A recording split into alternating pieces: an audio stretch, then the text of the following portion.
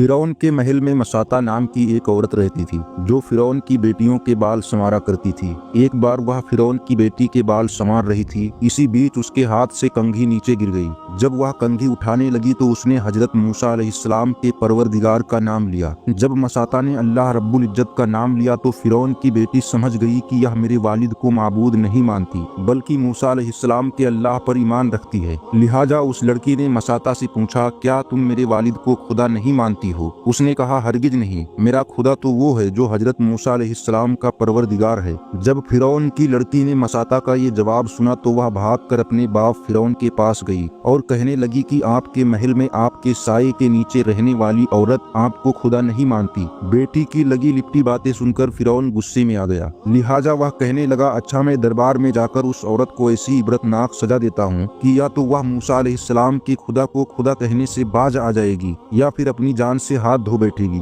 फिरौन जब दरबार में पहुंचा तो उसने उस औरत को अपने पास बुलवाया और कहा, तुम मूसा अलैहिस्सलाम के इलाहा को खुदा कहना छोड़ दो। वह कहने लगी, हरगिज नहीं। उसने मसाता को बहुत डराया धमकाया मगर वह कहने लगी कि अब तुम जो कुछ कर सकते हो कर लो, मगर मैं पीछे नहीं हट सकती। उसका यह दिलेराना जवाब सुनकर फिरौन ने अना का मसला बना लिया। लिहाजा फिरौन ने कहा कि इसको जमीन पर लिटा दिया जाए। उसे जमीन पर लिटा दिया गया। उसके दोनों हाथों और पांव में कीले गाड़ दी गई ताकि वह हरकत न कर सके। इसी दौरान वजीर आया और उसने फिरौन से कहा कि उसकी एक दूध पीती छोटी बच्ची भी है, अगर इसकी उस बेटी को इसके सामने कत्ल कर दो तो यह अपनी ममता से मजबूर होकर आपकी बात मान जाएगी। लिहाजा फिरौन ने उसकी दूध पीती बच्ची को घर से बुलवाया और उसके सीने पर लिटा दिया। वह बच्ची माँ के सीने से लगकर दूध पीने लगी। बच्ची अभी दूध पी ही रही थी कि फिरौन ने कहा कि मैं तुम्हारी इस बच्ची को तुम्हारे ही सामने कत्ल कर दूंगा। वह इतनी बड़ी धमकी सुनकर भी कहने लगी कि अब मेरे दिल में इतना इत्मीनान भर चुका है कि मैं अपनी आंखों से बेटी को खून में लथपथ तड़पता तो देख सकती हूँ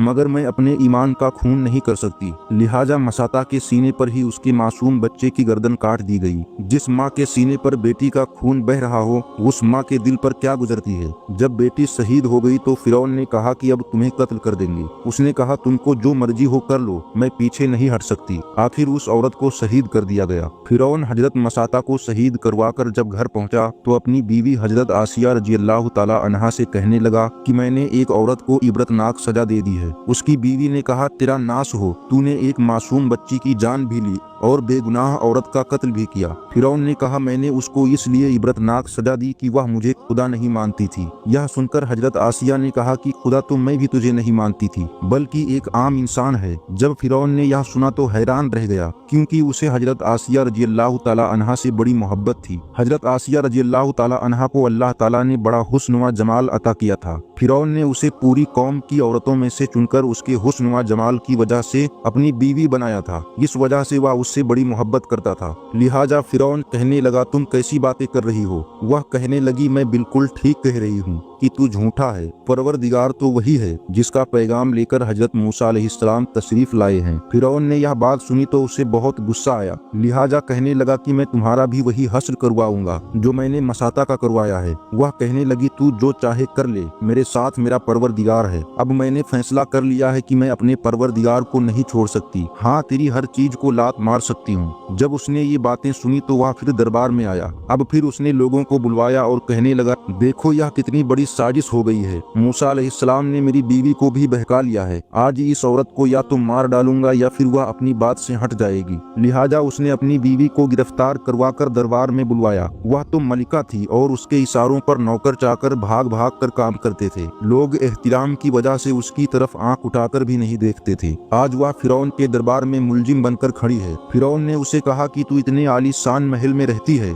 इतनी नेमतों में पली है, मैं तुझे अपनी महबूबा बनाया हुआ हूँ। तुझे अब महल वाली नाज व नेमत वाली जिंदगी से महरूम होना पड़ेगा। बेहतर है तू अब भी बाज आ जा और मुझे इलाहा मान ले। वह कहने लगी, अब मैंने ईमान कबूल कर लिया है, लिहाजा मैं अपनी बात से पीछे नहीं हट सकती। इसलिए फिरौन ने फैसला कर लिया कि मैं इसे भी सजा दूंगा। फिरौन ने सबसे पहले सजा के तौर पर उसे रुस्वा करने का फैसला किया। लिहाजा उसने कहा कि सबसे पहले इस औरत के जिस्म से लिबास उतार दिया जाए। अब बताइए, किसी मर्द को कहा जाए कि तुझे लोगों के बीच बेलिबास कर देंगे, मर्द को कितनी शर्म आती है। वह चाहता है कि जमीन फट जाए और मैं अंदर उतर जाऊं। वह तो आखिर औरत थी और औरत के अंदर तो अल्लाह ताला ने शर्म हया रखी होती है। फिरौन ने उसके जिस्म से लिबास उतरवा दिया। अब सोचिए कि वह अब कितनी अजीब हालत की शिकार है। एक तरफ ईमान है, दूसरी तरफ इम्तिहान है। वह डटी। फिरौन ने कहा, अच्छा अगर अब भी नहीं मानती तो मैं तुझे और तरह का अजाब दूंगा। लिहाजा फिरौन ने कहा कि इसका मुंह मेरे महल की तरफ करके लिटा दो, ताकि आखिरी वक्त भी निगाहें इसकी मेरे महल की तरफ लगी रहे और इसके दिमाग में यह बात रहे कि मैं इन नेमतों को ठुकराकर जलील व ख्वार होकर मर रही हूँ। लिहाजा उसे फिरौन के हुक्म के मुताबिक लिटा दिया गया ताकि हिल न सके। उसके बाद फिरौन ने लोगों को बुलाकर कहा कि इसके जिस्म से खाल जुदा करना शुरू कर दो। अब बताइए कि वह जिंदा औरत है और उसके जिस्म से खाल उतारी जा रही है। नाजुक बदन है मगर उसको बर्दाश्त कर रही है। उसे अल्लाह के नाम पर तकलीफ दी जा रही है। इस तरह उसके जिस्म से खाल उतार दी गई। अल्लाह की शान देखिए कि वह अभी तक जिंदा थी मगर जिस्म जख्म जख्म बन चुका था। फिरौन का दिल अब तक ठंडा नहीं हुआ था। लिहाजा वह कहने लगा, मिर्चे लाओ और इसके पूरे जिस्म पर छिड़क दो। हजरत आसिया रजी अल्लाह ताला अन्हा के जिस्म पर मिर्च डाल दी गई तो वह मछली की तरह तड़पने लगी। इस तड़पने की हालत में उन्होंने अल्लाह रब्बुल इज्जत से एक दुआ मांगी कि ऐ अल्लाह, फिरौन का महल सामने है। वह कहता है कि हमने तुम्हें इस महल से निकाल दिया है, आज के बाद तुम इस महल में नहीं जा सकोगी। इसलिए ऐ परवरदिगार, मुझे इस महल के बदले में जन्नत में आपके पास एक घर चाहिए और मुझे फिरौन और उसके अमले से निजात अता फरमा दीजिए। अल्लाह ताला ने उसी हाल में उनको शहादत के मर्तबे पर पहुंचा दिया। सुभान अल्लाह। इस बयान को अपने दोस्तों और जानने वालों को शेयर करें ताकि दूसरों को भी आपकी जात व माल से फायदा हो।